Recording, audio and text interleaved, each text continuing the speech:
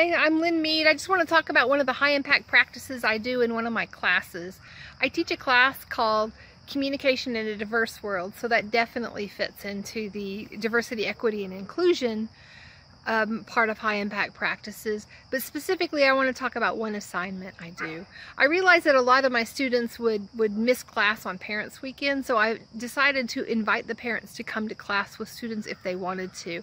And on that day, the parents come to class, I put them in groups, I make sure that there's a parent in each group, and so they're represented that way, and I have a list of words, and they have to define the words, and they're words that start off with from a period of time. So it might be things like, what does it mean to say that someone is woke? What does it mean to say that that's cool? What does it mean to say that that's wicked? What does it mean to say that the rabbit died?